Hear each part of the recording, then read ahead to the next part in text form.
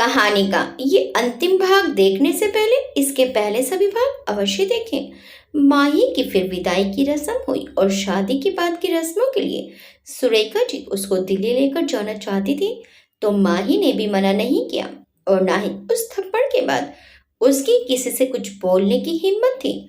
और चंचल भी अरिजीत के साथ दिल्ली आ रही थी, तो उसको कोई दिक्कत नहीं थी। गौरव और माही एक गाड़ी में थे और दूसरी गाड़ी में चंचल और अरिजीत, तीसरी गाड़ी में युग और गौरव की फैमिली थी। माही गाड़ी में चुपचाप बैठी थी। उसकी हिम्मत तक नहीं हो रही थी वो गौरव की तरफ देखे भी। उससे कुछ बात करना तो बहुत दूर की बात थी। गौरव ने खामोशी को तोड़ते हुए कहा, जब इतना ही बुरा लग रहा है तो सबके सामने मारना नहीं चाहिए था। अब वो वक्त वापस तो नहीं आ सकता, तो क्यों ऐसे मुंह लटका कर बैठी हूँ। माही ने गौरव की तरफ देखा और हिचकिचाकर बोली, सॉरी। गौरव ने फिर अपने गाल पर हाथ रख लिया और अब करते हुए बोला, इट्स ओके, बस नेक्स्ट टाइम से ध्यान रखना। माही ने बेचारगी से अपना सिर हिला दिया। गौरव शिकायती लहजे में बोला, वैसे तुमने मुझे मारा क्यों? लोग खुशी में झप्पी पप्पी देते हैं, तुमने तो सीधा मेरे गाल ही गर्म कर दिया। माही ने नजरें तिरछी करके गौरव को देखकर फिर बोली, पहले तो आप कोई इमोशन नहीं दिखाते हो, ऊपर से मैंने आपसे अपने दिल की बात बोली तो आपने सीधा मुझे मना कर दिया। ऊपर से ऐसे शादी, तो शौक तो लगेगा ही, और उसमें ही गलती से मार दिया। गौरव एक आईब्रो उठाकर बोला, गलती नहीं, मुझे तो लग रहा है तुमने जानबूझकर बदला लिया है। माही गौरव की तरफ देखने लगी तो गौरव आंखें छोटी करके उसको देखते हुए बोला, और मैं इमोशन नहीं दिखाता कि तुम कुछ समझना ही नहीं चाहती हो। जरूरी है अपने चेहरे के 10 एंगल बनाओ तभी तुम्हें समझ आएगा। और मुझे बोल रही हो, पहले अपने आप को देखो। मेरे सामने कॉल पर किसी से रात में फ्री होकर बात करने को बोलेगी तो मैं क्या समझूंगा।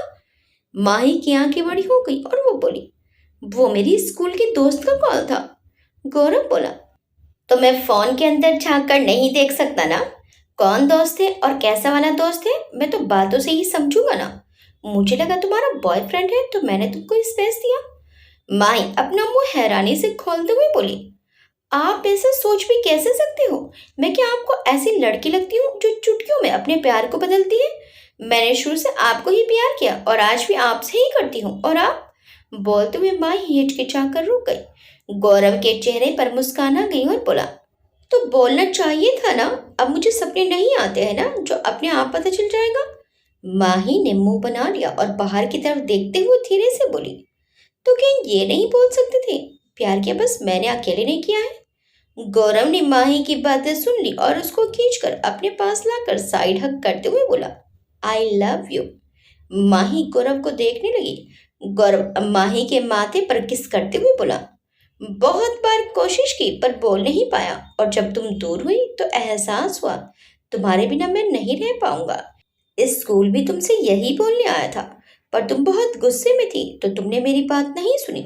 फिर ऑटो में तुम्हारी बातें सुनी तो दिल मायूस हो गया, पर जब पता चला कि तुम भी मुझसे प्यार करती हो तो और दूर रहना नहीं चाहता था, इसलिए तुरंत शादी की बात की।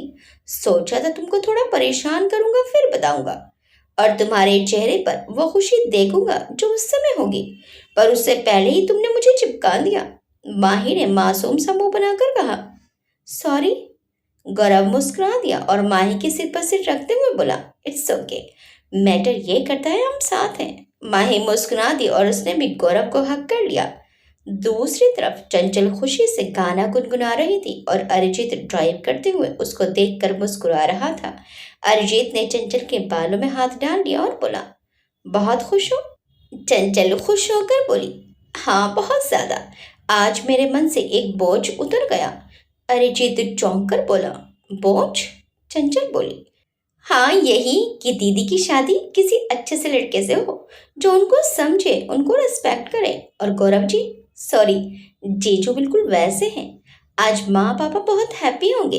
अरिजीत ने मुस्कुराकर कहा, मैं भी बहुत हैप्पी हूँ। चंचल चौंक कर बोली, तुम क्यों हैप्पी हो? अरिजीत मुस्कुराते हुए बोला, तुम जो मेरे पास हो। अब अपने आप को पूरा महसूस करता हूँ, अब कोई खालीपन नहीं है लाइफ में। चंचल मुस्कुरा दी। अरिजीत ने उसका हाथ पकड़ा और उसकी उंगलियों में अपनी उंगलियां फंसा ली। चंचल ने कुछ नहीं कहा और चुपचाप मुस्कुराते हुए बाहर देखती रही। थोड़ी ही देर में चंचल ने अपने हाथ में खुजली करते हुए कहा, वो थोड़ी दूर पर होटल दिख रहा है ना, वहां पर गाड़ी रोकना। अरिजीत ने पूछा, क्यों? चंचल ने कहा, वो मुझे ये लहंगा चेंज करना है। घर पर विदाई में इतनी बिजी हो गई कि चेंज करने का ध्यान ही नहीं रहा। अरिजीत ने चंचल को देखते हुए कहा, लहंगे में ज्यादा प्रॉब्लम हो रही है क्या? चंचल ने अपने लहंगे को देखकर कहा, नहीं, बस इतना लंबा सफर इस लहंगे में तो नहीं होगा। अरिजीत उसके लहंगे को देखकर बोला, थोड़ी दूर तो होगा ना। चंचल अरिजीत की तरफ देखने लगी। अरिजीत को चंचल इस लहंगे में बहुत प्यारी लग रही थी। वो प्यार से चंचल को देखते हुए बोला, तुम इस लहंगे में बहुत प्यारी लग रही हो, थोड़ी देर बाद चेंज कर लेना। चंचल ने अरिजीत की नजरों में अपने लिए प्यार देखकर सिर हिला दिया। थोड़ी देर फिर शांति बनी रही, पर शांति में अलग सा प्यार था। कोई कुछ बोल नहीं रहा था, लेकिन खामोशियां सब कह रही थी। प्यार को बयां करने के लिए शब्दों की जरूरत नहीं होती, दोनों के एहसास ही बहुत होते हैं सब बयां करने के लिए। कुछ घंटे बाद अरिजीत ने एक रेस्टोरेंट के बाहर गाड़ी रोकी और चंचल से बोला, तुम यहाँ के रेस्ट रूम में चेंज कर लो और फिर सभी यहीं खाना खा लेते हैं। चंचल ने अपना सिर हिला दिया और अपना बैग लेकर अरिजीत के साथ रेस्टोरेंट के अंदर चली गई। अरिजीत ने कॉल करके युग और गौरव को भी उसी रेस्टोरेंट पर रुकने को कहा। तीनों गाड़ियां कुछ आगे पीछे हो गई थी। अरिजीत ने खाना ऑर्डर किया और सभी के आने का वेट करने लगा, लेकिन चंचल अभी तक चेंज करके नहीं आई थी। अरिजीत को टेंशन होने लगी और वहां के लेडी स्टाफ से रेस्टरूम में चेक करने को कहा, तो उन्होंने चेक करके अरिजीत को बताया कि रेस्टरूम में तो कोई नहीं है। अरिजीत परेशान हो गया और चंचल को ढूंढने लगा, लेकिन चंचल उसको कहीं नहीं मिली। अरिजीत का दिल घबराने लगा। वो खड़ा सोच रहा था कि चंचल कहाँ गई होगी कि किसी ने उसके कंधे पर हाथ रखा। अरिजीत ने एक राहत की सांस लेकर मन में कहा, तितली, और तुरंत पलटकर चंचल को कसकर हक करते हुए कहा, कहाँ चली गई थी तुम? अरिजीत बिना देखे चंचल के हाथ रखते ही उसके एहसास को पहचान गया था, लेकिन चंचल अरिजीत को डराना चाहती थी, पर अरिजीत उसको बिना देखे पहचान लेगा, ये उसके लिए शॉकिंग था। चंचल ने अरिजीत से कहा, तुम चौंकी क्यों नहीं? मैं तो तुम्हें डरा हुआ देखना चाहती थी। अरिजीत ने और कसकर चंचल को पकड़ लिया और बोला, इतना डराकर क्या मन नहीं भरा जो और डराकर मेरी जान लेना चाहती हो? चंचल हैरानी से बोली, पर तुम कब डरे? तुम तो चौंके तक नहीं। अरिजीत बोला, तुम्हारा नाम मिलना किसी भयानक डर से कम नहीं है। चंचल अरिजीत को कसकर हक करते हुए बोली, पर तुमने मेरे हाथ रखते ही मुझे कैसे पहचाना? अरिजीत मुस्कुराते हुए बोला, मैं तुम्हारी खुशबू पहचानता हूँ, तुम्हारे पास के एहसास को पहचानता हूँ। चंचल ने अरिजीत से थोड़ा दूर होते हुए कहा, ये थोड़ा फिल्मी नहीं हो गया? अरिजीत फेक स्माइल के साथ बोला, जो एहसास मैं फील करता हूँ तुम नहीं करती, इसलिए तुम्हें फिल्मी लग रहा है, पर जिस दिन तुम्हें वो एहसास फील होगा तुम आंखें बंद करके भी मेरे पास होने पर मुझे पहचान लोगी। चंचल अरिजीत को देखने लगी, तब तक बाकी लोग भी आ गए। दोनों को हक किया खड़ा देखकर गौरव बोला, ये रेस्टोरेंट है, शायद कोई भूल रहा है। चंचल तुरंत अरिजीत से दूर हो गई और सभी से नजरें चुराती हुई बोली, मैं बैग कार में रख कर आती हूँ। सभी चंचल को शर्माता हुआ देखकर मुस्कुरा दिए। सभी फिर टेबल पर आकर बैठ गए, पर वो बैठे ही थे कि बाहर से धमाके की आवाज आई।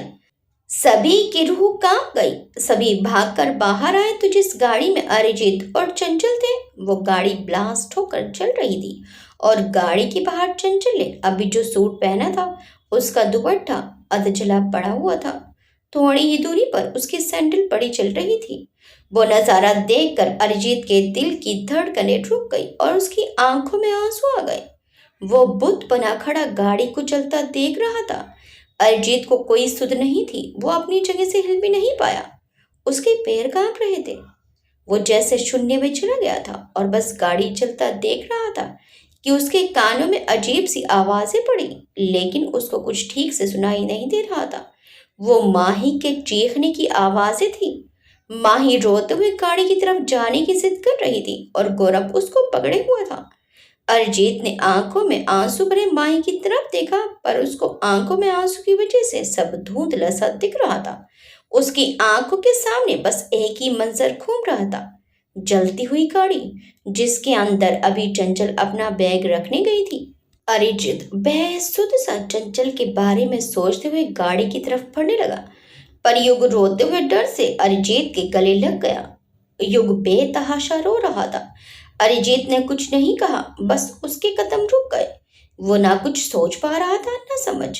उसको अपनी आंखों पर विश्वास तक नहीं हो रहा था। जहां अरिजीत सदमे में शांत था, वहीं माही वो मंजर देखकर पागल सी हो गई थी। उसको बस चंचल का ख्याल था कि चंचल उस गाड़ी के अंदर है। उसको चंचल को कैसे भी बचाना है। पर गाड़ी इतनी बुरी तरह चल रही थी कि अंदर के इंसान का अभी तक जिंदा होना नामुमकिन था। जल्द ही फायर ब्रिगेड और एम्बुलेंस आ गई। आग को बुझाया गया और उससे उन लोगों ने बुरी तरह जली हुई चंचल की लाश निकाली। डॉक्टर ने चंचल को चेक करते ही बोल दिया, वो मर चुकी है। माही चंचल की जली हुई लाश देखकर और बुरी तरह चीख पड़ी और उसने अपना मुंह गौरव के सीने में छुपा लिया। गौरव ने भी दर्द से अपनी आंखें भींच ली। चंचल की बॉडी को पहचान पाना तक मुश्किल था। वो लोग चंचल की बॉडी को सभी के पास लाए और जमीन पर स्ट्रेचर बिछाकर लेटा दिया।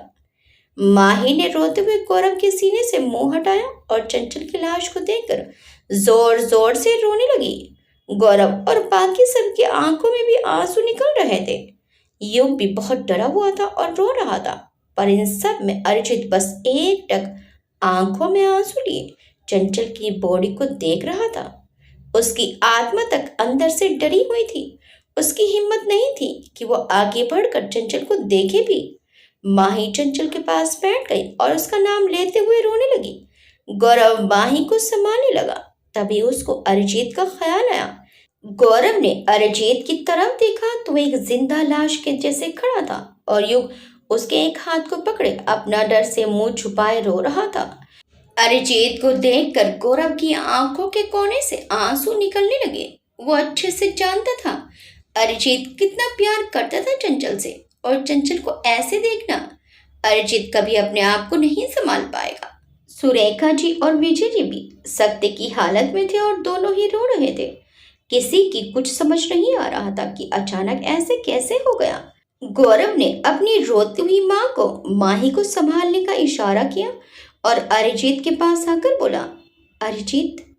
अरिजीत ने कोई जवाब नहीं दिया, लेकिन युग अरिजीत को छोड़कर गौरव के गले लग गया और रोते हुए बोला, भैया भाभी। गौरव युग को शांत कराने लगा, पर उसका पूरा ध्यान अरिजीत पर था, जो बिना पलके झपकाए चंचल को देख रहा था। गौरव के पापा युग के पास आए और उसको गौरव से दूर करके अपने गले से लगाकर शांत कराते हुए गौरव से बोले, बेटा तुम अरिजीत को संभालो, मुझे उसकी हालत ठीक नहीं लग रही है। गौरव ने अपना सिर हिलाया और अरिजीत का हाथ पकड़कर बोला, अरिजीत। पर वो इतना ही बोला था कि उसकी आईब्रो आपस में जुड़ गई। उसका दिल धक सा हो गया। अरिजीत के हाथ एकदम से ठंडे पड़े हुए थे। गौरव ने जल्दी से अरिजीत को पकड़कर होटल के बाहर बनी सीढ़ियों पर बिठाया और उसके हाथ रब करते हुए बोला, अरिजीत संभालो अपने आप को। अरिजीत अभी भी एकटक चंचल को देख रहा था। गौरव उसके हाथ मलते हुए फिर बोला, अरिजीत प्लीज कुछ तो बोल, तू मुझे और मत डरा। अरिजीत के कुछ रेस्पॉन्स ना देने पर गौरव ने उसके गाल पर थप्पड़ मारते हुए कहा, अरिजीत प्लीज अपने होश में आओ। अरिजीत ने चंचल से नजरें हटाकर गौरव की तरफ देखा तो गौरव की आंखों से आंसू निकलते देख उसकी आंखों में भी भरे आंसू बाहर आ गए।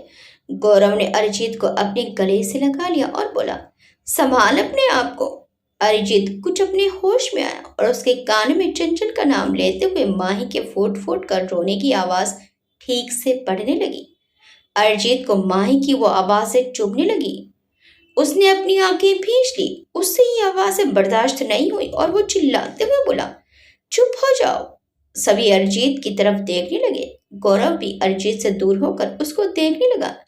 अरिजीत खड़ा हुआ और माही के पास आकर गुस्से में बोला, मेरी तितली का नाम लेकर रोना बंद करो। ये मेरी तितली नहीं है।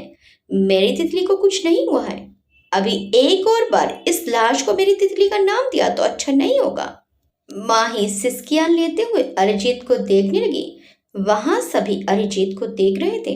अरिजीत को ऐसे रिएक्ट करते देखकर सबको लग रहा था अरिजीत चंचल के जाने का सदमा बर्दाश्त नहीं कर पा रहा है, इसीलिए ऐसा बोल रहा है।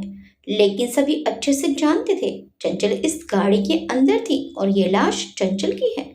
गौरव अरिजीत के पास आया और उसका हाथ पकड़कर शांत कराने की कोशिश करते हुए बोला, अरिजीत, मैं तुम्हारा दर्द समझ रहा हूँ। अरिजीत ने गौरव का हाथ झटक दिया और उसको गुस्से में देखते हुए बोला, आगे कुछ मत बोलना, वरना मैं अपना आपा खो दूंगा। गौरव अरिजीत की हालत अच्छे से समझ रहा था। वो फिर अरिजीत को समझाने के लिए अपना हाथ आगे बढ़ाते हुए कुछ बोलने जा रहा था, पर उससे पहले अरिजीत गुस्से में बोला, मुझे अपनी गाड़ी की चाबी दो। मुझे मेरी तितली को ढूंढने जाना है, वो किसी खतरे में है। गौरव अरिजीत की बातें सुनकर हैरान हो गया। अब गौरव को भी लगने लगा कि अरिजीत अपना मानसिक संतुलन खो चुका है। गौरव अरिजीत को समझाते हुए बोला, अरिजीत, चंचल तुम्हारे सामने है। अरिजीत ने गौरव का कॉलर पकड़ लिया। सभी वहां हैरानी से अरिजीत को देखने लगे। अरिजीत गौरव को घूरते हुए बोला, मेरी तितली को लेकर बकवास मत करना। मैंने कहा ना, ये मेरी तितली नहीं है तो मतलब नहीं है।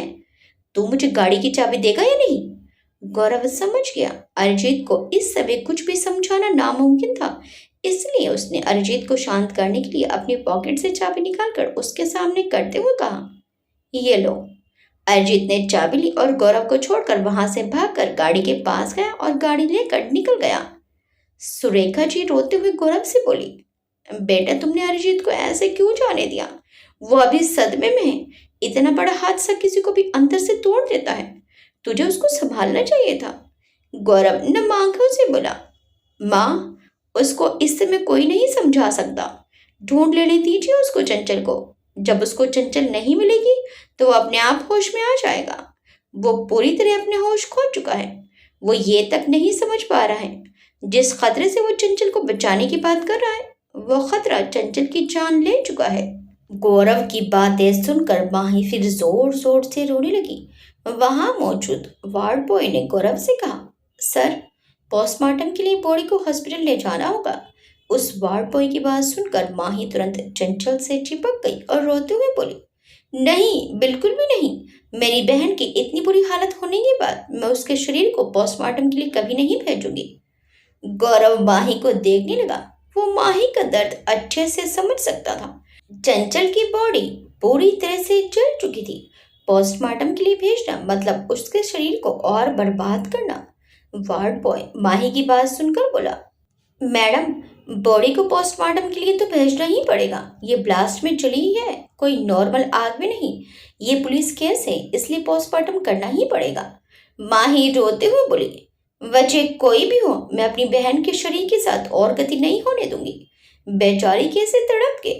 ये बोलते हुए माही के लफ्ज लड़खड़ा गए और वो फिर फूट फूट कर रोने लगी। गौरव ने बात को संभालते हुए वार्ड बॉय से कहा, मैं पुलिस से बात कर लूंगा। तब तक पुलिस भी वहां आकर मामले को संभालने लगी। ब्लास्ट से उस जगह बहुत भीड़ इकट्ठा हो गई थी।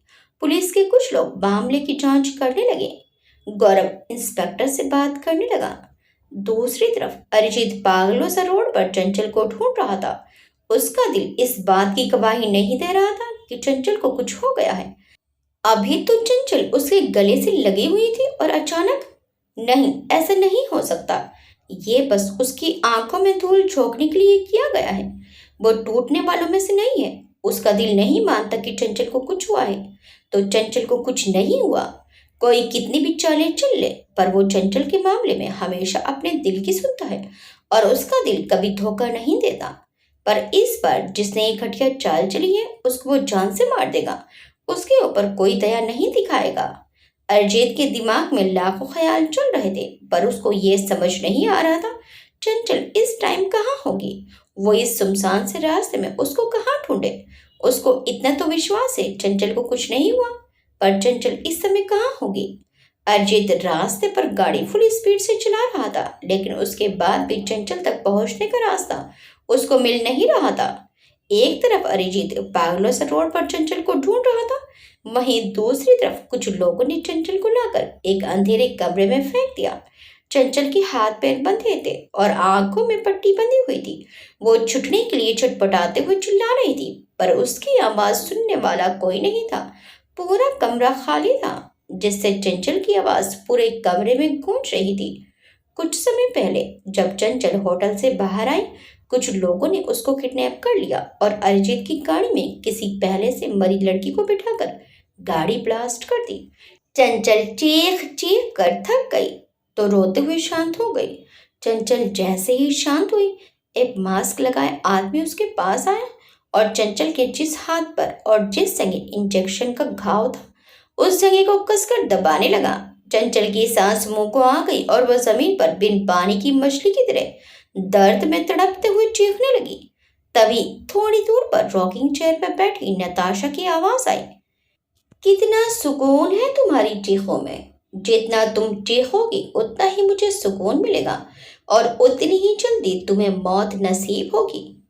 चंचल नताशा की आवाज पहचान गई और दर्द में बिलखते हुए बोली, नताशा जी आप? चंचल के मुंह से अपना नाम सुनकर नताशा उठकर चंचल के पास आई और उसकी आंखों से पट्टी हटाते हुए बोली, तुमने तो मुझे मेरी आवाज से ही पहचान लिया। मुझे तो लगा था इतने सालों में तुम मुझे भूल गई होंगी।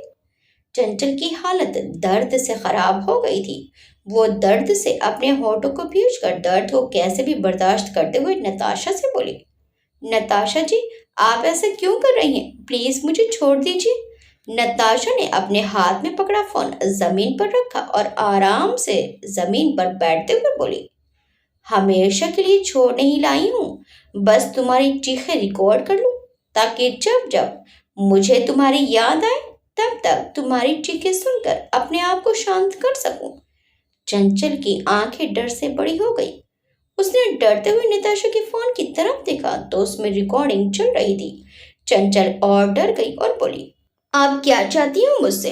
मैंने क्या बिगाड़ा है आपका जो आप मेरे साथ ऐसा कर रही हैं? नताशा मुस्कुरा दी और उसने उस आदमी की तरफ देखकर इशारा किया तो वो आदमी अपना सिर हाँ में हिलाकर वहां से चला गया। चंचल रोते हुए नताशा को देख रही थी। नताशा ने फिर चंचल की तरफ देखा और बोली, क्या कहा तुमने? तुमने मेरा क्या बिगाड़ा है? ये पूछो तुमने क्या छीना है मेरा? चंचल बेचारगी से नताशा को देखने लगी। नताशा ने फिर चंचल के घाव वाले हाथ को पकड़ लिया और उस जगह पर नाखून गड़ाते हुए बोली, तुमने मेरा प्यार, मेरी खुशी, मेरा सुकून सब छीन लिया। कितनी कोशिश की मैंने कि तुम्हें बिना मारे जाने दो, पर तुम तो चिपक ही गई अरिजीत से। तुम सोच भी नहीं सकती उतना प्यार करती हूँ मैं अरिजीत से। उसके लिए पागल हूँ, पर वो मुझसे ठीक से बात तक नहीं करता। मैं उसके साथ काम करती थी, हम अच्छे दोस्त थे, मैं उसमें खुश थी। सोचा था धीरे धीरे अरिजीत मेरे प्यार को समझ जाएगा, पर तुम्हारे जैसे 2 टके की लड़कियां उसके पास आने की कोशिश करने लगी। मैंने सबको ठिकाने लगा दिया, किसी को अरिजीत के आस पास भी भटकने नहीं दिया। पर यह बात अरिजीत को पता चल गई और अरिजीत ने मुझसे दोस्ती तक तोड़ दी। फिर भी मैं खुश थी। कोई बात नहीं, प्यार और दोस्ती में नाराजगी तो चलती रहती है। अरिजीत को मैं मना लूंगी, उसकी लाइफ में मेरी सिवा कोई दूसरी लड़की नहीं है। आज नहीं तो कल अरिजीत को मेरा ही होना होगा। पर नहीं, तुमको चैन नहीं था, तुम आ गई मेरी लाइफ में ग्रहण बनकर। तुमसे पहले अरिजीत ने किसी लड़की में इंटरेस्ट नहीं लिया तो मुझे किसी को रास्ते से हटाने में दिक्कत नहीं हुई। पर तुम में पता नहीं ऐसा क्या है जो अरिजीत तुमसे प्यार करने लगा, जिसकी वजह से तुमको रास्ते से हटाने में मुझे इतनी दिक्कत हुई, पर अब नहीं होगी। चंचल दर्द से अपने होठ पीछे बेबसी से नताशा को देख रही थी। नताशा चंचल को देखते हुए फिर बोली, तुम तो इतनी सुंदर भी नहीं हो, मेरे सामने तुम्हारा कोई कंपटीशन ही नहीं है, ना लुक में ना ही फैमिली में। मैं तुमसे लाख गुना अच्छी दिखती हूँ और अच्छी फैमिली से भी बिलोंग करती हूँ। उसके बाद भी अरिजीत पता नहीं क्यों तुमसे प्यार करता है, लेकिन जो चीज मेरी है वो बस मेरी है। अगर अरिजीत मेरा नहीं तो किसी और का भी नहीं। जैसे मैं हमेशा उसके प्यार के बिना रही, उसको भी कभी किसी का प्यार नहीं मिलने दूंगी। उसको भी हमेशा मेरी तरह अकेले प्यार के लिए तड़पते हुए अपनी लाइफ गुजारनी होगी, तभी मेरे दिल को ठंडक मिलेगी। अगर अरिजीत की लाइफ में मैं नहीं तो कोई और भी नहीं। नताशा बोल रही थी कि वो आदमी एक बैग लेकर रूम में आया। नताशा उस आदमी को देखने लगी और मुस्कुराकर बोली, तुम्हें एक राज की बात बताऊं, किसी को बताना मत। नताशा को उस आदमी की तरफ देखता देखकर चंचल ने मौका देखा और थोड़ा खिसक कर पैर से फोन खिसका कर अपने हाथों के पीछे ले गई। नताशा ने चंचल की तरफ देखकर कहा, वैसे तुम बच्चों की तब ना मेरा राज खोलोगी। चंचल रोते हुए बस उसको देख रही थी और दूसरी तरफ बार बार नजरें तिरछी करके उस फोन की रिकॉर्डिंग हटाने की कोशिश कर रही थी। नताशा के चेहरे पर शैतानी मुस्कान आ गई और वो बोली, अरिजीत बहुत समय से मेरे खिलाफ सबूत ढूंढ रहा है, पर अफसोस उसको कुछ नहीं मिलता और ना कभी मिलेगा। कोई मुझे नहीं पकड़ सकता क्योंकि मेरे पापा मेरे साथ हैं। चंचल की आंखें बड़ी हो गई और वो उस आदमी की तरफ देखने लगी। उस आदमी ने मुस्कुराते हुए अपने चेहरे से मास्क हटाया तो सुदीप जी को देखकर चंचल की आंखें डर से और बड़ी हो गई। सुदीप जी के चेहरे पर खतरनाक मुस्कान थी और वो अपने साथ बैग से कुछ दवा निकालकर उसको मिक्स कर रहे थे। चंचल समझ नहीं पा रही थी नताशा और उसके पापा उसके साथ क्या करने वाले हैं।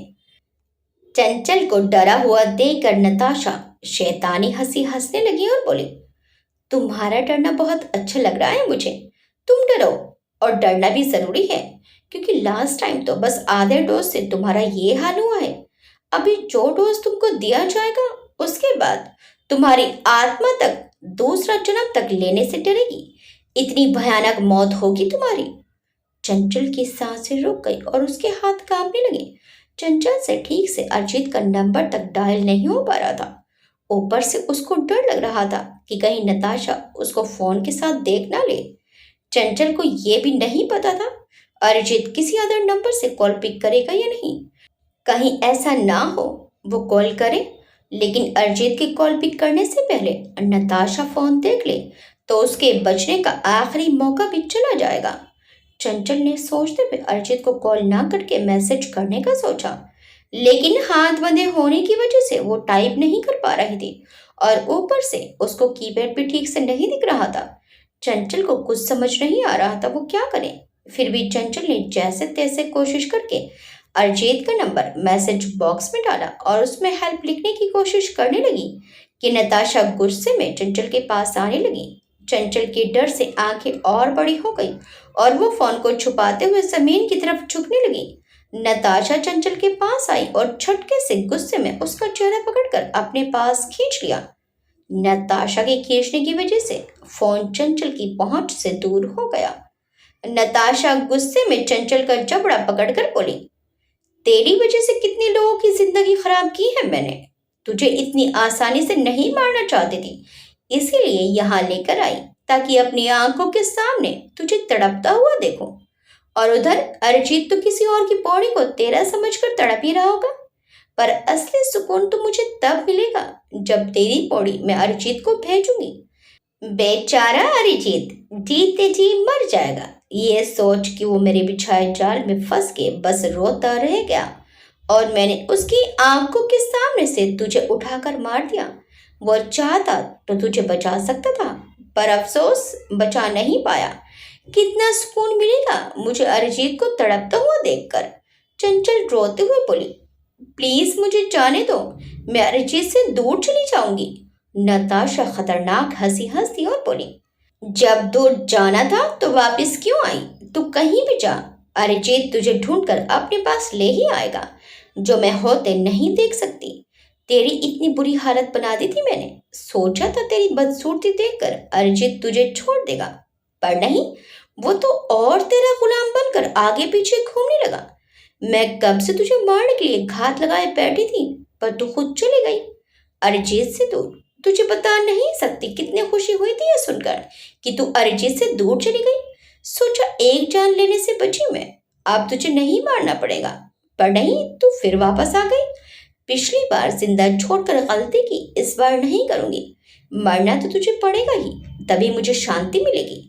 चंचल रोते हुए बोली, प्लीज मुझे मत मारो, मैं वादा करती हूँ अरिजीत से बहुत दूर चली जाऊंगी, पर तुमने मुझे मार दिया तो अरिजीत के साथ साथ मेरी बहन भी पागल हो जाएगी। मेरी बहन मेरे बिना नहीं जी पाएगी, मेरे सिवा उसको कोई नहीं है, प्लीज मुझे छोड़ दो। नताशा गुस्से में बोली, सब जी लेते हैं एक दूसरे के बिना, मैं भी तो जी रही हूं ना अरिजीत के बिना, तो तुम्हारी बहन भी जी लेगी। चंचल रोने लगी और बोली, प्लीज ऐसा मत करो। नताशा हंस दी और सुदीप जी की तरफ देखने लगी। सुदीप जी इंजेक्शन में दवा भरकर चंचल की तरफ आने लगे। चंचल डर से पीछे खिसकने लगी और रोते हुए अपना सिर ना में हिलाने लगी। नताशा ने चंचल का पैर पकड़ लिया और अपने पास खींचते हुए बोली, बस कुछ समय दर्द होगा, उसके बाद कभी दर्द नहीं होगा। चंचल के डर से जान सूखी जा रही थी। उसकी आखिरी उम्मीद वो फोन था जिससे वो अरिजीत को मदद के लिए बुलाना चाहती थी, लेकिन वो भी नहीं हो पाया। उसको अब बस अपने सामने दर्दनाक मौत दिख रही थी। सुदीप जी चंचल के पास आकर बैठ गए और उसका हाथ पकड़ लिया। चंचल ने रोते हुए डर से अपनी आंखें भींच ली। उसके जहन में बस अपनी बहन और अरिजीत का ख्याल घूम रहा था। उसकी बंद आंखों के सामने उन दोनों का मुस्कुराता हुआ चेहरा था।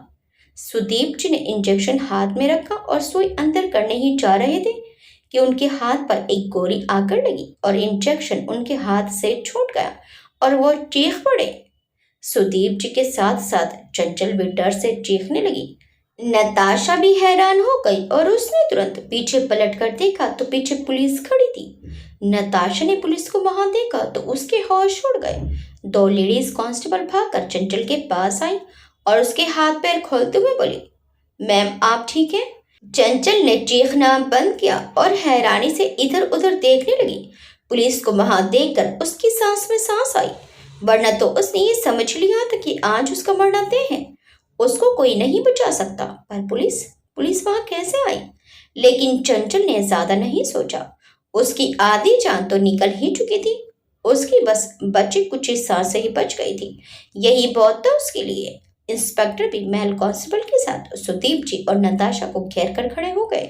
नताशा की आंखें गुस्से में लाल पड़ गई थी और सुदीप जी अपना हाथ पकड़े दर्द से कराह रहे थे।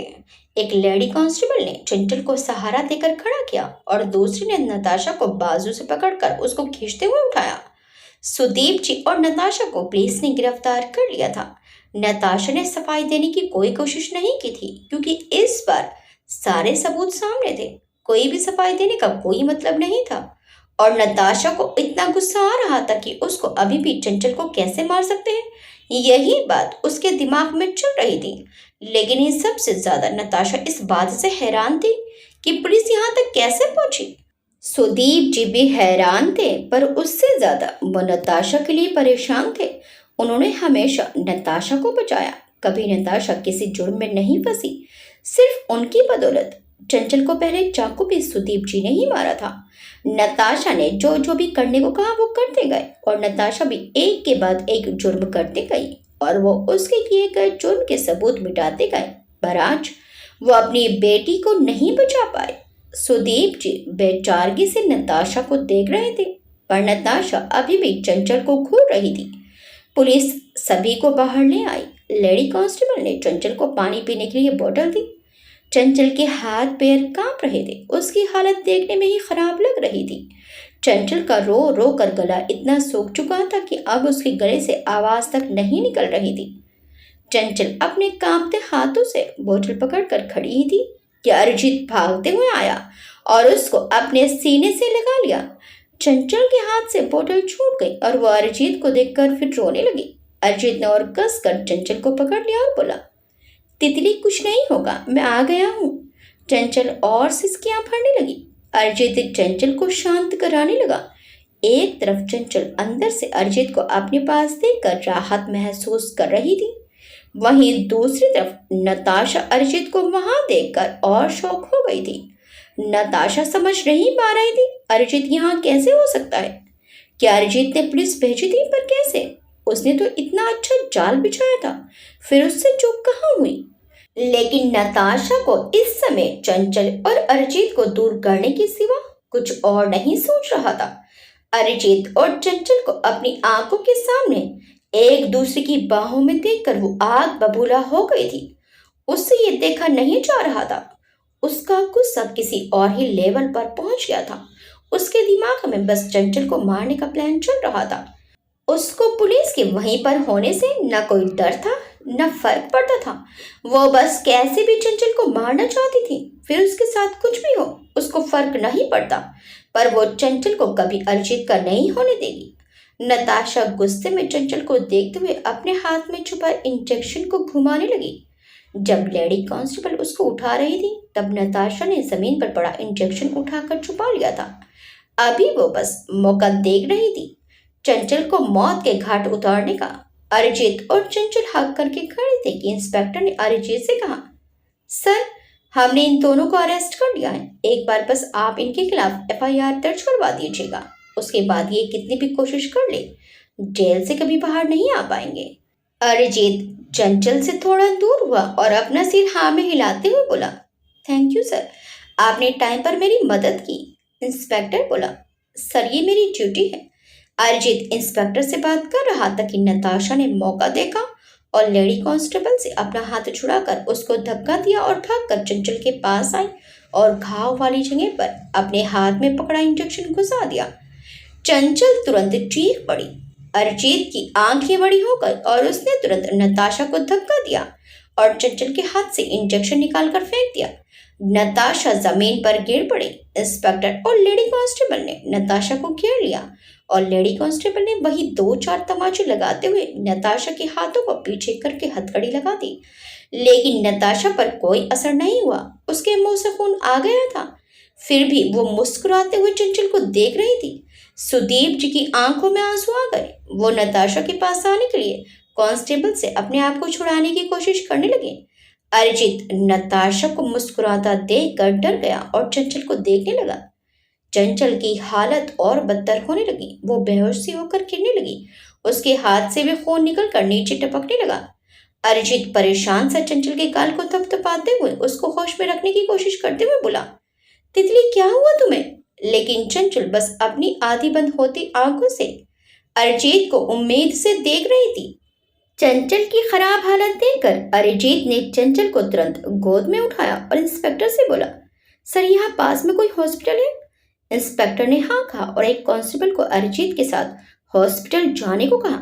अरिजीत चंचल को हॉस्पिटल लेकर भागा। एक दिन बाद चंचल बेहोश बेड पर लेटी थी और अरिजीत उसके हाथ को पकड़े बैठा आप लग उसको देख रहा था कि चंचल को होश आने लगा।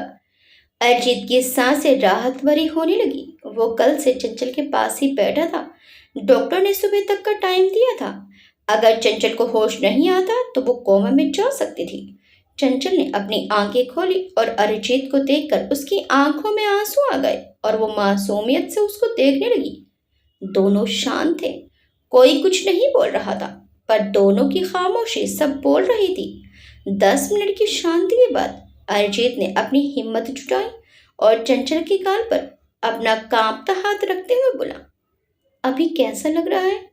चंचल ने अपना सिर ना में हिलाते हुए कहा, बिल्कुल भी अच्छा नहीं लग रहा। तुम क्यों नहीं आए मेरे पास? मुझे कितना दर्द हुआ। बोलते बोलते चंचल रुक गई और अपना सिर घुमाकर अपने दूसरे हाथ को देखते हुए बोली, मुझे अपना दूसरा हाथ फील क्यों नहीं हो रहा है? बोलते हुए चंचल अपने हाथ को उठाने की कोशिश करने लगी, लेकिन उससे अपनी उंगली तक नहीं हिल रही थी। हाथ उठाना तो बहुत दूर की बात थी। अरिजीत ने दर्द से अपनी आंखें एक सेकंड को बंद की और चंचल का सिर अपनी तरफ घुमाकर उसकी आंखों में देखते हुए बोला, कुछ नहीं हुआ। चंचल आंखों में आंसू लिए बोली, मैं अपना हाथ हिला क्यों नहीं पा रही हूँ? अरिजीत ने दर्द भरी लंबी सांस ली और बोला, तितली, तुम्हें अपनी आंखों के सामने सही सलामत देखकर बता नहीं सकता कैसा फील कर रहा हूँ। शब्द नहीं है मेरे पास। चंचल भरे गले से बोली, बात को बदलने की कोशिश मत करो। ये बताओ, मैं अपना हाथ हिला क्यों नहीं पा रही? अरिजीत ने अपनी आंखें बंद कर ली और नम आवाज में बोला, तुम अभी अपना ही हाथ यूज नहीं कर सकती। चंचल की आंखें बड़ी हो गई। अरिजीत आगे बोला, नताशा ने जो इंजेक्शन तुमको दिया उसका जहर पूरे हाथ में फैल गया था, इसलिए तुम्हारा हाथ पैरालाइज्ड हो चुका है। इसे ठीक होने में समय लगेगा। हो सकता है जल्दी हो जाए या हो सकता है कई साल लग जाए। चंचल फिर रोते हुए सांसें भरने लगी। अरिजीत ने चंचल के सिर पर सिर रख लिया और बोला, आई एम सो सॉरी। मेरी आंखों के सामने। अरिजीत ने बोलते हुए एक दर्द भरी सांस छोड़ी और आगे बोला, मैं कभी तुम्हें प्रॉब्लम से नहीं बचा पाता हूँ, माफ कर दो मुझे। बोलते हुए अरिजीत की आंख से आंसू निकलकर चंचल के माथे से होकर नीचे जाने लगे। चंचल ने अपनी सांसें रोक ली। अरिजीत की आंखों से आंसू निकल रहे हैं। ये एहसास होते ही उसका दिल और भारी होने लगा। उसने कभी अरिजीत की आंखों में नमी नहीं देखी थी। आज अरिजीत की आंखों में उसके लिए आंसू थे। चंचल ने अपना सही वाला हाथ अरिजीत के गाल पर रख लिया और बोली, तुम हो ना मेरे साथ, तो मैं एक हाथ से भी काम चला लूंगी, पर तुम एक हाथ ना होने की वजह से मुझे छोड़ तो नहीं दोगे ना। अरिजीत तुरंत चंचल के गले से लग गया और भरे गले से बोला, मैं बहुत डर गया था। एक पल को मुझे लगा मैंने तुम्हें खो दिया। चंचल ने भी अपने हाथ से अरिजीत को हक कर लिया और बोली, मैं भी बहुत डर गई थी, लगा दोबारा तुमसे नहीं मिल पाऊंगी। वो तो भगवान का शुक्र है पुलिस समय से वहां पर आ गई, लेकिन एक बात समझ नहीं आई, पुलिस वहां पहुंची कैसे। अरिजीत ने अपना सिर चंचल के गले की तरफ घुमाया और उसके गले में पहने मंगलसूत्र को देखने लगा। अरिजीत के जहन में फिर वही मंजर घूम गया जब चंचल के जाते ही होटल के बाहर से धमाके की आवाज आई थी और जब उसने गाड़ी के बाहर चंचल का दुपट्टा जलते देखा था। अरिजीत अंदर से कांप गया था। एक पल को उसको लगा उसकी सांसें किसी ने छीन ली हो। अरिजीत अपने ही अंदर से उठ रहे डर से लड़ रहा था कि गाड़ी से लाश निकाली गई। वो अपनी सुध खो चुका था। जब गौरव ने उसको मारा तब वो अपने कुछ होश में आया और उसकी नजरों ने वो देखा जो कोई नहीं देख सकता था। होश में आते ही अरिजीत को पता चल गया था वो बॉडी चंचल की नहीं है। चंचल के गले में अभी तक कुछ दाग थे और हाथ में तो उसके अभी भी बड़ा घाव बना हुआ था, जिसकी वजह से चंचल हमेशा फुल स्लीव्स और हाई नेक वाले कपड़े ही पहनती थी। उस दिन भी चंचल ने फुल स्लीव्स और हाई नेक सूट ही पहना था। चंचल हमेशा अपने गले में अरिजीत का पहनाया मंगलसूत्र पहने रहती थी और ये बात अरिजीत को भी बहुत अच्छे से पता थी। चंचल के कपड़ों की वजह से मंगलसूत्र दिखता नहीं था, पर वो हमेशा अरिजीत की याद में उसको पहने रहती थी और ये बात अरिजीत को तब पता चली थी जिस दिन अरिजीत इमोशनल हो गया था और उसने चंचल से पूछा था कि चंचल के पास उसकी याद के लिए कुछ भी नहीं है। तब चंचल ने उसको वह मंगलसूत्र की बात बताई थी। अरिजीत की नजरें एक टक बस उस बॉडी पर टिकी थी। उस बॉडी के एक पैर में चंचल की सैंडल तो थी, पर उसके गले में मंगलसूत्र नहीं था। अगर अरिजीत ये सोचता कि ब्लास्ट में मंगलसूत्र चल गया तो भी कुछ तो बचता, पर उस बॉडी के गले में कुछ नहीं था, जिससे अरिजीत को यकीन हो गया वो बॉडी चंचल की नहीं है। पिछले कुछ दिनों से उसको वैसे भी महसूस हो रहा था कि कोई उसका पीछा कर रहा है, पर अरिजीत को लगा शायद ये उसका वहम है। लेकिन आज ही अचानक हादसा देखकर अरिजीत के दिमाग में सब क्लियर था। कोई बहुत समय से इस मौके की तलाश में था। चाल अच्छी चली गई थी, पर जल्दबाजी में दुश्मन ने एक सुराग छोड़ दिया था। जिसने चंचल को किडनैप किया वो चंचल के कपड़ों की वजह से उसका मंगलसूत्र नहीं देख पाया और ये सुराग बहुत था अरिजीत को सब समझने के लिए। इसीलिए अरिजीत ने माही को रोने से मना किया था। उसके पास सबको समझाने जितना टाइम नहीं था, इसलिए वो तुरंत वहां से निकला। वो रास्ते में ही सोच रहा था कि वो चंचल को कहाँ ढूंढे कि उसके फोन में एक अननोन नंबर से एक ब्लैंक मैसेज आया। जब नताशा ने चंचल को अपनी तरफ खींचा था तब गलती से ब्लैंक मैसेज अरिजीत के पास चला गया था। अरिजीत को पूरी तरह तो यकीन नहीं था कि ये मैसेज चंचल ने भेजा होगा, पर उस टाइम उसके लिए इतनी सी चीज को भी इग्नोर करना मतलब चंचल को खोने के बराबर था। इसलिए अरिजीत ने तुरंत नंबर का लोकेशन चेक करवाया तो वो उस लोकेशन से बहुत दूर था। वो इतनी जल्दी वहां तक नहीं पहुंच सकता था और ना उसको ये पता था कि चंचल के साथ वहां क्या हो रहा होगा। कहीं ऐसा ना हो उसको देर हो जाए, इसलिए उसने अपने सोर्स का यूज किया और उस लोकेशन के पास वाली चौकी पर कॉल करके इंस्पेक्टर को उस जगह जाने को कहा। वो जगह पुलिस चौकी के बिल्कुल पास ही थी। अरिजीत अपने ख्यालों में खोया हुआ था कि चंचल उसको हिलाते हुए बोले, बोलो पुलिस कैसे आई वहां तक। अरिजीत ने अपनी आंखें भींचते हुए चंचल को कस कर हक कर लिया और उसकी गर्दन पर किस करते हुए बोला, तुम्हें मेरा फोन नंबर याद है। चंचल अपनी नजरें तिरछी करके अरिजीत को देखने लगी और बोली, तुम्हें कैसे पता। अरिजीत ने जवाब ना देते हुए फिर सवाल किया, तुमने फिर उस दिन मेरी कॉल पर झूठ क्यों बोला था कि तुम्हारे पास मेरा नंबर सेव नहीं है। चंचल ने अरिजीत को देखते हुए कहा, मैंने कोई झूठ नहीं कहा, मेरे फोन में सच में तुम्हारा नंबर सेव नहीं था। अरिजीत आंखें खोलकर चंचल को देखने लगा। चंचल ने हल्के से मुस्कुराते हुए कहा, जब मुझे तुम्हारा नंबर याद है तो सेव करने की क्या जरूरत है? सेव करती तो जब भी किसी को कॉल करने के लिए कॉन्टैक्ट लिस्ट देखती तो तुम्हारा नंबर देखकर और याद आती। अरिजीत चंचल को प्यार भरी नजरों से देखने लगा। चंचल के चेहरे की स्माइल बड़ी हो गई। चंचल ने अरिजीत की याद में कई बार उसको कॉल करने की कोशिश की ताकि एक बार वो अरिजीत की आवाज ही सुन ले, पर जब उसने अपने आप को देखा तो उसकी हिम्मत टूट गई। अरिजीत चंचल को देखते हुए बोला, तो तुमने उस दिन नाटक क्यों किया? चंचल अपने ख्यालों से बाहर आते हुए बोली, बस ऐसे ही, तुम्हें परेशान करने का मन था। अरिजीत मुस्कुराकर बोला, तुम मुझे कुछ ज्यादा ही परेशान नहीं करती हो? चंचल भी मुस्कुराकर बोली, वो तो है, पर तुम चाहो तो अभी भी तुम्हारे पास टाइम है, हम फिर से अजनबी बन सकते हैं। अरिजीत ने अपनी आंखें छोटी कर ली और चंचल पर अपनी पकड़ कसते हुए बोला, मैं अपनी तीसरी मुलाकात के लिए अब और नहीं तरस सकता। तुम्हारी शैतानी झेल सकता हूँ, तुम्हारा दूर जाना नहीं। कल मैंने क्या फील किया तुम्हें लाइफ टाइम नहीं समझा पाऊंगा।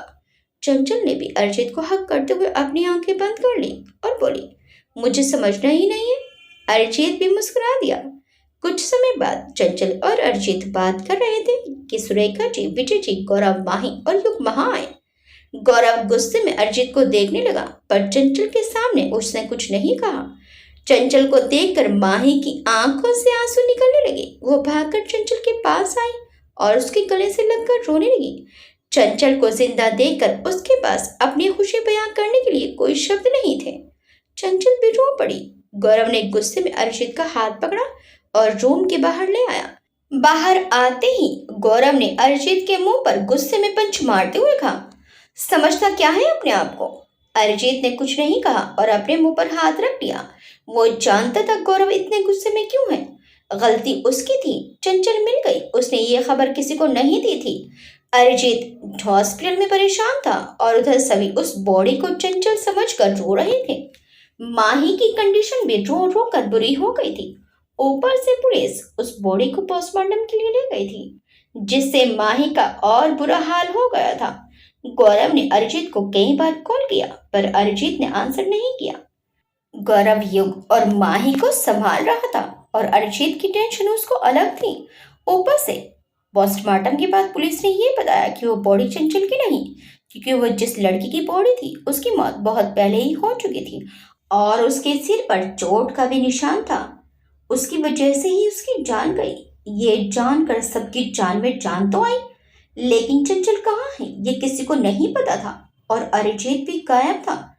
सभी दोनों के लिए परेशान थे। सभी अपने अपने सोर्स लगाकर चंचल और अरिजीत के बारे में पता करने की कोशिश कर रहे थे। तब आज सुबह गौरव को पुलिस से पता चला कि अरिजीत और चंचल हॉस्पिटल में हैं। हॉस्पिटल का नाम सुनकर फिर सभी की जान सूख गई थी और सभी तुरंत हॉस्पिटल के लिए निकल आए। लेकिन अरिजीत भी क्या करता? जब वो कल चंचल को हॉस्पिटल लेकर आया था तो डॉक्टर ने कहा था कि जहर पूरे हाथ में फैल चुका है, उसकी बॉडी में फैलने से रोकना होगा। अगर ऐसा नहीं हुआ तो चंचल का पूरा शरीर पैरालाइज्ड हो जाएगा, वो बस एक जिंदा लाश बनकर रह जाएगी। अरिजीत इतना परेशान था कि जब तक चंचल को होश नहीं आया तब तक उसको किसी चीज की सुध नहीं थी। गौरव अरिजीत के गले से लग गया और बोला, तुम दोनों ने हम सबको बहुत डरा दिया था यार। अरिजीत ने भी गौरव को हक कर लिया और बोला, सॉरी, किसी को कुछ समझाने का समय नहीं था, वरना बहुत देर हो जाती। गौरव नम आंखों से बोला, कोई बात नहीं। वो दोनों भी अंदर रूम में आ गए। युग और माही दोनों चंचल के पास बैठे उससे बातें कर रहे थे और सुरेखा जी चंचल के लिए फल काट रही थी। उनके पास ही विजय जी भी बैठे थे, जो अपने सभी बच्चों को नम आंखों से देखकर मुस्कुरा रहे थे। अरिजीत और गौरव भी चंचल के पास आकर बैठ गए और सभी हंसी खुशी बातें करने लगे। चंचल कुछ हफ्ते बाद घर वापस आ गई। गौरव ने नताशा का केस अपने हाथों में ले लिया था और नताशा को मर्डर केस में उम्र कैद की सजा मिली, लेकिन नताशा का मानसिक स्वास्थ्य ना ठीक होने की वजह से उसको पहले मेंटल हॉस्पिटल भेजा गया। सुदीप जी को भी अपनी बाकी की जिंदगी कैद में ही बिताने की सजा मिली। अरिजीत नताशा और उसके पापा की इस सजा से खुश नहीं था। वो उनको मार देना चाहता था, लेकिन कानून वो अपने हाथों में नहीं ले सकता था। अरिजीत चंचल की पूरी देखभाल खुद करता था। वो चंचल को अकेला नहीं छोड़ता था। अभी योगी ऑफिस जा रहा था। अरिजीत घर से ही काम करता था, पर अब अरिजीत ने घर में फिर से सर्वेंट्स को वापस काम पर बुला लिया था। विनीता जी भी काम पर वापस आ गई थी। इधर माही सुरेखा जी के साथ बहुत खुश थी। उसको सुरेखा जी के रूप में अपनी माँ वापस मिल गई थी। दोनों सास बहू की खूब पड़ती थी। दोनों सास बहू गौरव और विजय जी चंचल से मिलने शाम को आते और सब साथ में ही डिनर करते। चंचल की एक ख्वाहिश अभी अरिजीत को और पूरी करनी थी। चंचल अपनी शादी धूमधाम से करना चाहती थी, तो अरिजीत ने चंचल के हाथ के ठीक होते ही अपनी और चंचल की शादी दोबारा करने का फैसला किया। इस बार वो चंचल की शादी को लेकर जितनी भी विश थी वो पूरी करना चाहता था। देखते देखते 6 महीने निकल गए। सही समय पर दवाई और अच्छी केयर मिलने से चंचल का हाथ अब काम करने लगा था।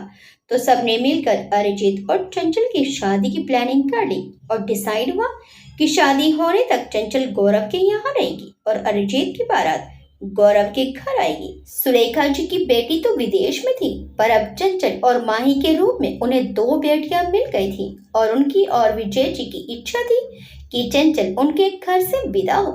युग तो अरिजीत और चंचल की शादी का सुनकर एक अलग ही लेवल में खुश था। उसकी खुशी छुपाई नहीं छुप रही थी। उसकी होश में उसके घर में ये पहला फंक्शन था। आज तक उसने अपने घर को कभी सजा हुआ नहीं देखा था।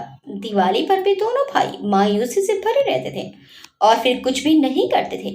पर आज युग अपनी सारी ख्वाहिशें पूरी करना चाहता था। बाकी सब तो ठीक था, पर अरिजीत से चंचल के बिना एक हफ्ता रहा नहीं जा रहा था।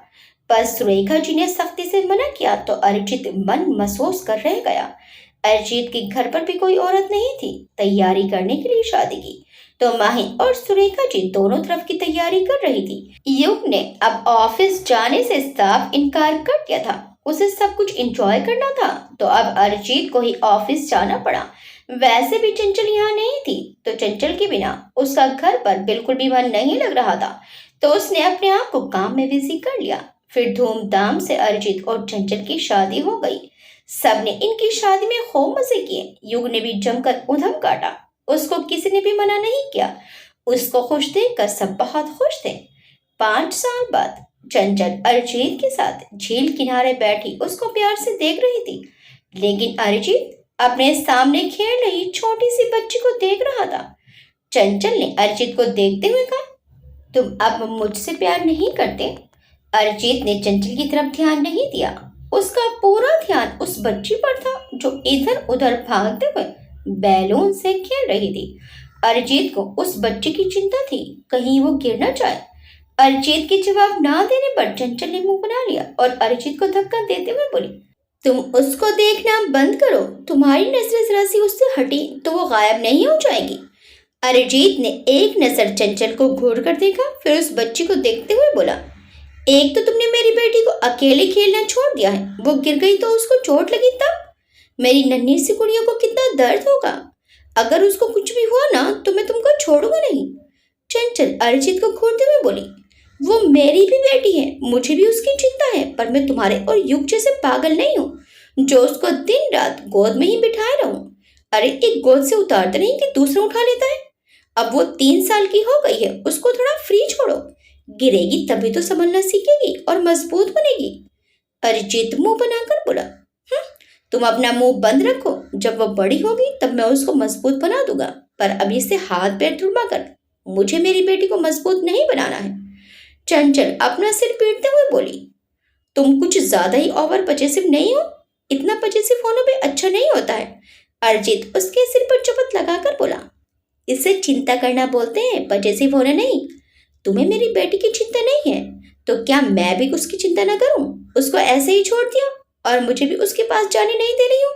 अगर उसको कुछ भी हुआ ना तो तुम्हारी खैर नहीं। अब समझ आ रहा है मेरी बेटी तुमसे प्यार क्यों नहीं करती। चंचल ने आंखें छोटी कर ली। अरिजीत आगे बोला, क्योंकि तुम्हें उसकी चिंता ही नहीं है। तुम्हारी लापरवाही की वजह से उसको चोट आती है।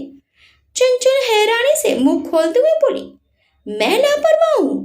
अरिजीत उसे घूर कर बोला, हाँ। इतना बोलकर अरिजीत ने उस बच्ची को आवाज देकर अपने पास बुलाया, चंदा। वो छोटी सी बच्ची अरिजीत की आवाज सुनते ही अपना बैलून छोड़कर भागकर अरिजीत के पास आई और उसकी गोद में चढ़कर बैठ गई। अरिजीत चंदा को लाड करने लगा और बोला, बेबी अकेले नहीं खेलते, आपको लग जाएगी, चलो पापा के साथ खेलो। बोलते हुए अरिजीत ने चंदा को घास पर पड़े गद्दे पर लेटाया और उसको गुदगुदी करने लगा। चंचल भी दोनों को देखकर मुस्कुरा दी। चंचल हमेशा अरिजीत पर गुस्सा करती थी कि वो चंदा को थोड़े टाइम के लिए अकेला फ्री छोड़ दे, पर अरिजीत उसकी एक नहीं सुनता था। वो हमेशा चंदा को अपनी गोद में ही बिठाए रहता था, उसको कभी जमीन पर खेलने नहीं देता था, हमेशा बेड के ऊपर ही खिलाता था। दिन रात बस चंदा को गोद में ही रखता था कि चंदा को जरा सी कहीं से चोट ना आ जाए। चंचल को अरिजीत की हरकतों पर बहुत गुस्सा आता था, पर वो चिल्लाने के सिवा कुछ और नहीं कर सकती थी, क्योंकि वो भी इस बात को अच्छे से समझती थी कि अरिजीत की जान बसती है चंदा में। अगर चंदा को छींक भी आती है तो अरिजीत ऐसे परेशान हो जाता है जैसे अरिजीत का किसी ने गला दबा रखा हो और वो ठीक से सांसें ना ले पा रहा हो। पर चंदा भी कम नहीं थी, जितना अरिजीत उससे प्यार करता था वो भी अरिजीत से करती थी।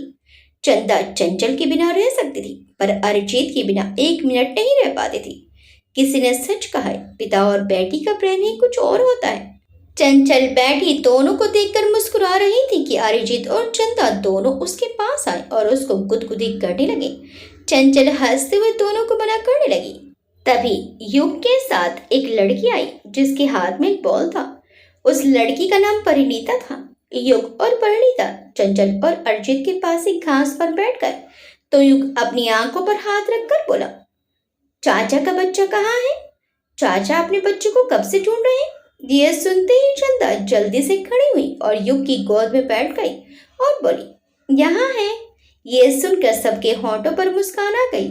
युग ने अपनी आंखों से हाथ उठाया और बोला, अरे मेरा बच्चा तो मेरी गोद में बैठा है, और उसके गालों पर किस्सी कर दी। फिर परिणीता बोली, और चाची अपने बच्चे के लिए उसकी फेवरेट खीर बनाकर लाई है। ये सुनते ही चंदा की आंखों में चमक आ गई और वो बोली, खीर, वाह। तो परिणीता बोली, चाची अपने बच्चे को खीर खिलाएगी पर पहले एक किस्सी करनी पड़ेगी। ये सुनते ही चंदा जल्दी से खड़ी हुई और परिणीता के गाल पर किस्सी कर दी। परिणीता ने भी चंदा के गालों पर किस्सी कर दी। परिणीता मुस्कुराने लगी। चंदा फिर से युग की गोद में बैठ गई और परिणीता उसे खीर खिलाने लगी। चंदा बड़े मजे लेकर खीर खा रही थी। उसको देखकर सब मुस्कुरा रहे थे। सुरेखा जी, माही और परिणीता 3 साल पहले एक शादी में गई थी। वहां उन सबकी नजर परिणीता पर गई, जो शादी में अपने 1 साल के भतीजे के साथ खेल रही थी। बाकी सब लड़कियां तो शादी में बन ठर कर घूम रही थी, पर परिणीता पूरे टाइम अपने भतीजे के साथ रही। वो एक तरफ बैठी अपने भतीजे के साथ खेल में लगी थी। परिणीता बहुत क्यूट लग रही थी, तो सुरेखा जी ने माही और चंचल को उस लड़की को दिखाया। उन दोनों को भी लड़की बहुत प्यारी लगी और इस तरह युग के लिए तीनों ने लड़की पसंद कर ली। फिर 1 साल पहले युग की शादी भी हो गई और जैसा सबको लगा था कि परिणीता परिवार के साथ मिलकर चलने वाली लड़की है, परिणीता सेम वैसी ही निकली। परिणीता के घर में आने के बाद पता नहीं चला कि इस घर में एक और बहू आ गई है। वो चंचल और माही को अपनी बड़ी बहन मानती है और सबके साथ प्यार से रहती है। चंदा तो उसकी जान है। वो पूरे दिन चंदा के लिए कुछ न कुछ बनाती रहती है और चंदा भी अपनी चाची के हाथ की बनी चीजें बड़े चाव से खाती है। अरिजीत को लगता था कि जब इस घर में उन दोनों की वाइफ आ जाएगी तो घर में झगड़े शुरू हो जाएंगे, और वो ये नहीं चाहता था, इसलिए वो अपनी शादी करना ही नहीं चाहता था। उसने सोचा था वो बस युग की शादी करेगा ताकि घर में लड़ाई झगड़े ना हो, पर चंचल के आने से उसे कब उससे प्यार हुआ उसे पता ही नहीं चला। माही के 2 बच्चे हैं, बेटा आरव और बेटी आहना। रोहित को जब नताशा के बारे में पता चला तो उसे अपनी गलती का एहसास हुआ कि उसने अनजाने में वो वीडियो चंचल को दिखाकर कितनी बड़ी गलती की थी। नताशा की वजह से चंचल ने क्या क्या फेस किया ये भी उसे पता चल गया था। उसने चंचल से दिल से माफी मांगी तो चंचल ने भी उसे माफ कर दिया। वो भी चंचल को भूलकर अपनी लाइफ में आगे बढ़ चुका था। उसकी भी शादी 2 साल पहले हो चुकी है और उसके पास एक बेटी है। निशा के पास एक बेटा और एक बेटी है। वो अक्सर अपने बच्चों को साथ लेकर चंचल के घर आती रहती है। दरअसल निशा के दोनों बच्चों को चंदा के साथ खेलना होता है तो दोनों जिद करके निशा को ले आते हैं। परिणीता भी प्रेग्नेंट है। माही की नौकरी सुरेखा जी ने ये कहकर छुड़वा दी थी कि भगवान की दया से हमारे पास सब कुछ है, तो वो नौकरी किसी जरूरतमंद को मिल जाएगी। माही ने भी खुशी खुशी अपनी नौकरी छोड़ दी थी। विहान के माता पिता दोनों की मृत्यु हो गई थी और जैसे कि विहान भी लाचार अपाहिज हो गया था, तो उसका सारा बिजनेस कुछ ही समय में बर्बाद हो गया और धीरे धीरे उसका सब कुछ बिक गया। विहान ने कई लड़कियों के साथ बहुत गलत किया था और कई निर्दोष लोगों की जान भी ली थी। शायद भगवान ने उसे उसके कर्मों की सजा दी थी। उसके सारे नौकर चाकर और सारे आदमी उसे छोड़कर चले गए थे। ऐसे में वो कब तक जिंदा रहता और कुछ ही दिनों में वो भी तड़प तड़प कर मर गया। उसके मरने का भी कई दिन बाद पता चला। जब आखिर के दिनों में वो एक छोटे से घर में रह रहा था, तो पड़ोसियों को दुर्गंध आने पर उन्होंने पुलिस को फोन किया। तब पता चला कि विहान की मौत तो कई दिन पहले हो चुकी है। और इस तरह इतनी परेशानियों के बाद अरिजीत और चंचल के जीवन में खुशियां ही खुशियां आ गई।